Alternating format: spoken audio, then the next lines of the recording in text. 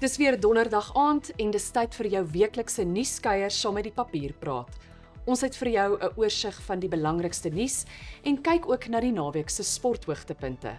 Ek is Daniella van Heerden.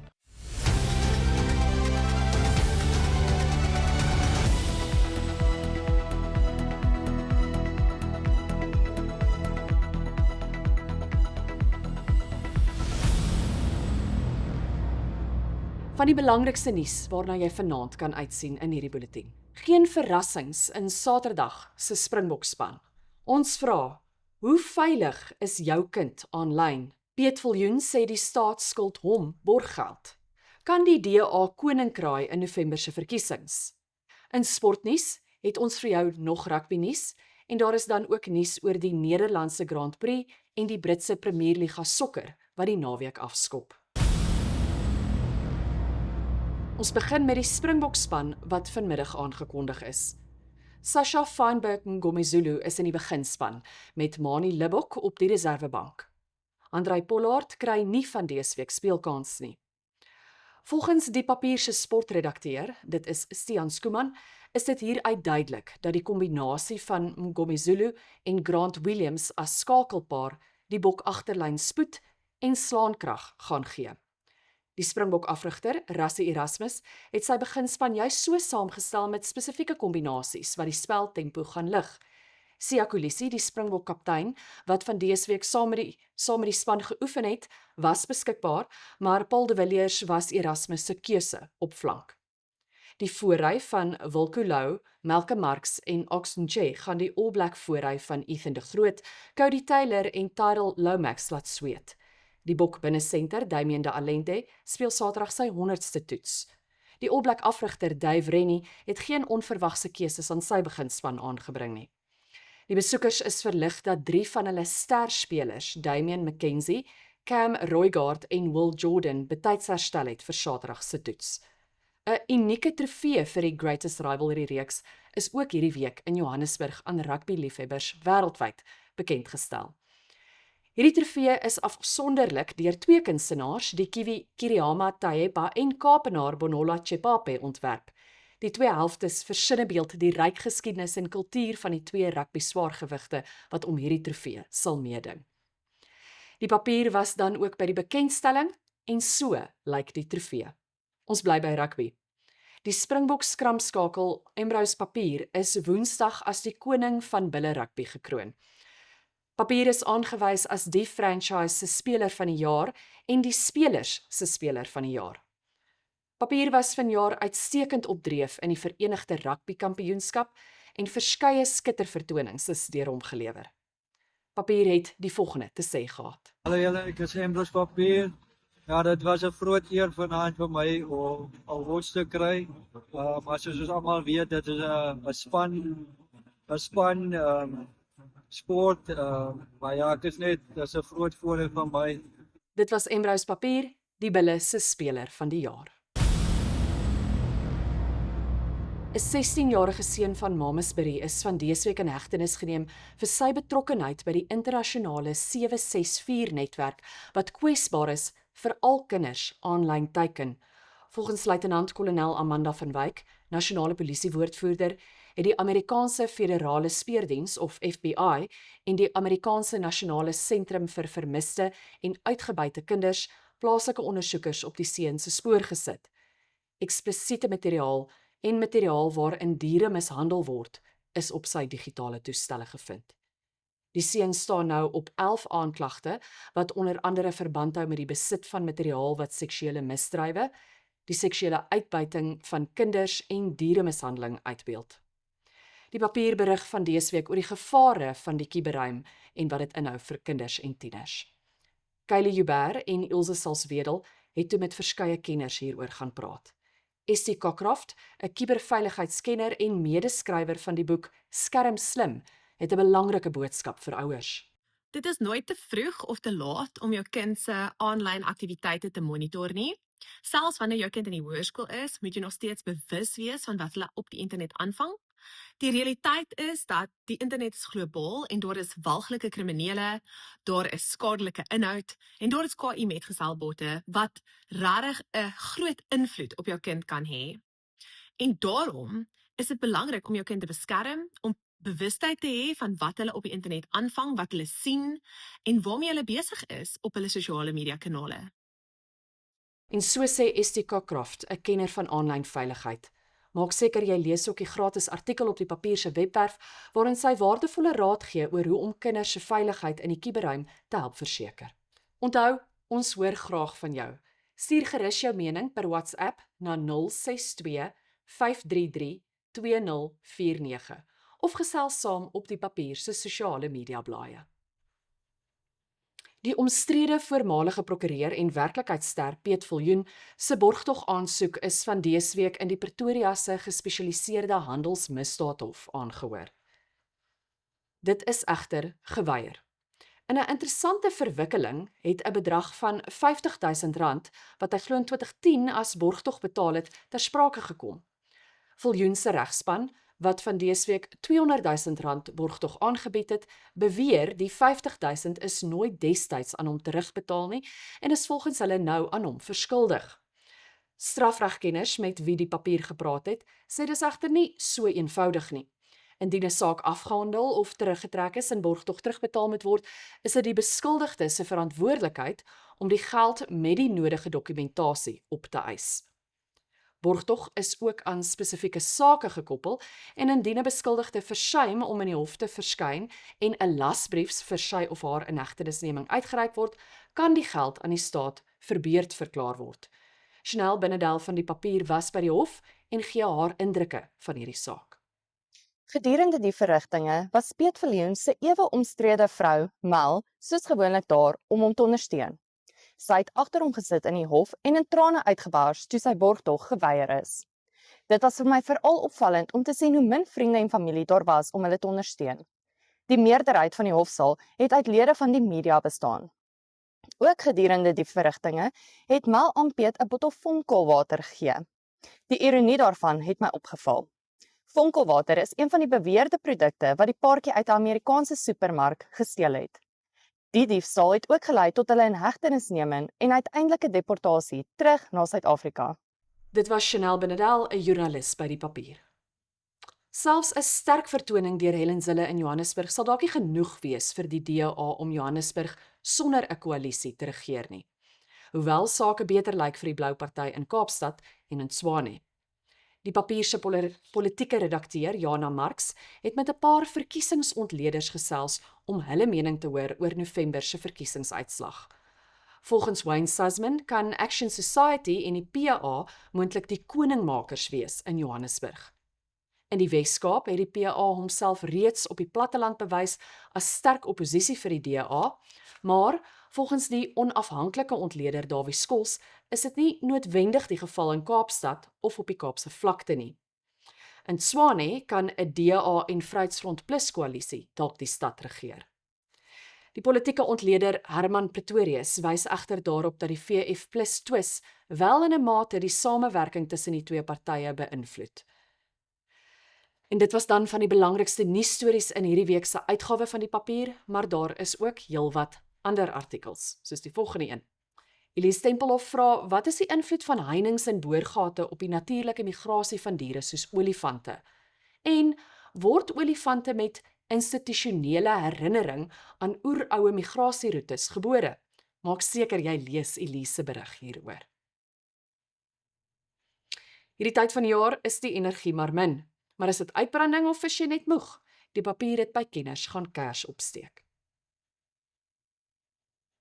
Vir van dese week se profielartikel het ons op Afrikaanse Taaldag gaan inloer by Michael Jonas, die direkteur van die Afrikaanse Taalmuseum en Monument in die Parel. Ons het ook vir jou 'n inspirerende storie van 'n gemeenskap op die Kaapse vlakte wat genoeg gehad het van bendes. Soos elke Vrydag het ons ook weer vir jou plaaslike en internasionale nuushoogtepunte, rubrieke, meningsstukke, 'n speletjiesblad en dan ook 6 bladsye sportnuus wat 'n skoleblad insluit. Maak seker jy kry môre jou kopie op 'n winkelrak naby jou of op ons webwerf by diepapier.co.za.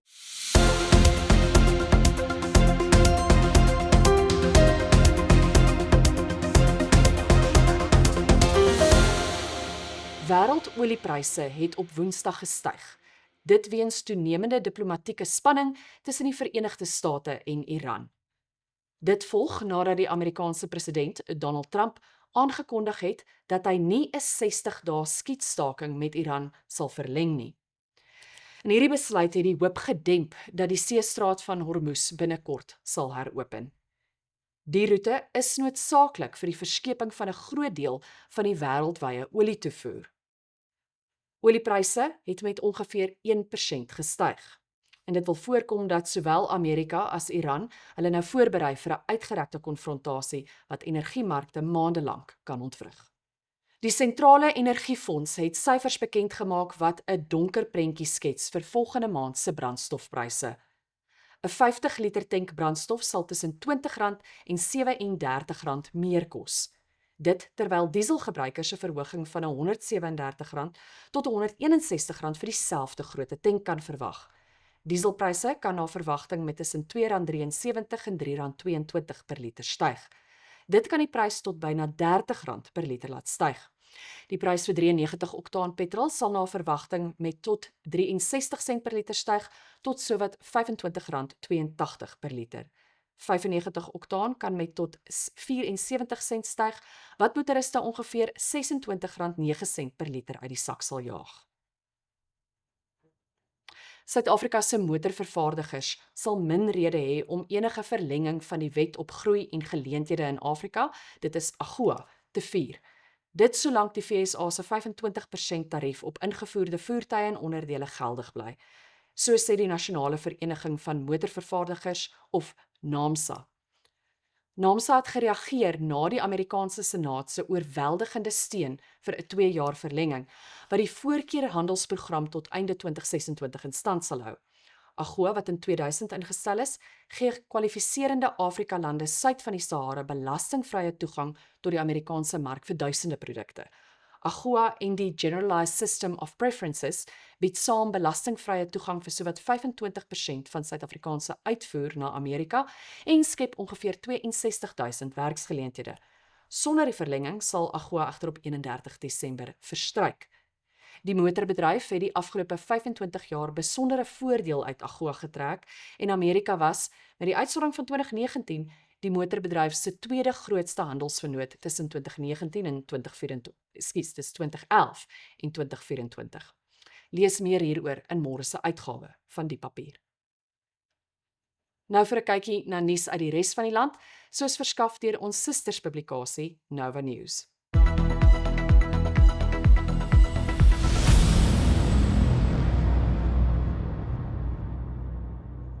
'n Inwoner van Kimberley, Andrew Benjamin, is die afgelope naweek aangewys as die wenner van die MasterChef tuiskok kookkompetisie. Benjamin, of Benji Baby, soos hy ook aan kykers bekend is, het Candice Meth van KwaZulu-Natal uitgestof vir die heel eerste plek. Benjamin het aan Sharnay Kemp van die Noord-Kaap Bulletin vertel dat hy kleintyd graag saam met sy ouma Aletta Benjamin gekook het. En hy het toe al begin om sy eie plakboek met resepte te maak. Ongelukkig was daar nie geld vir Benji om na matriek verdere opleiding by 'n chefskool te kry nie, en hy het toe as hoogspanning elektriesien by Eskom gaan werk. Benji sê, hoewel hy mal is oor koskook, geniet hy steeds sy werk. Hy hou wel van tyd tot tyd opwip restaurantetes. Die Weslander berig oor 'n 6 meter hoë standbeeld van 'n malgas wat 'n nuwe tuiste gevind het tussen 10.000 van sy geveerde eweknieë op Lamberts Bay se Voëleiland.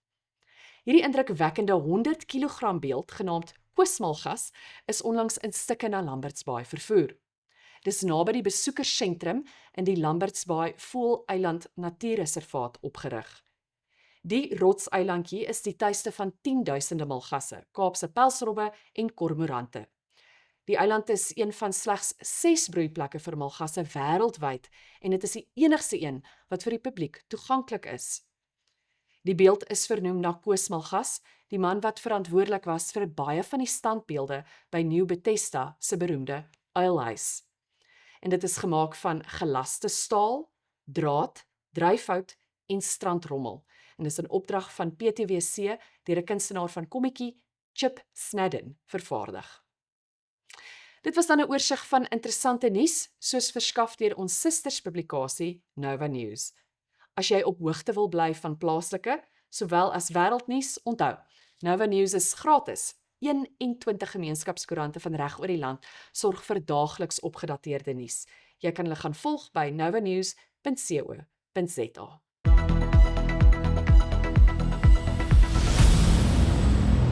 Nou is dit tyd vir sportnuus. Jana Swart is gereed om ons te vertel van die naweek se sporthoogtepunte. Hier is Jana.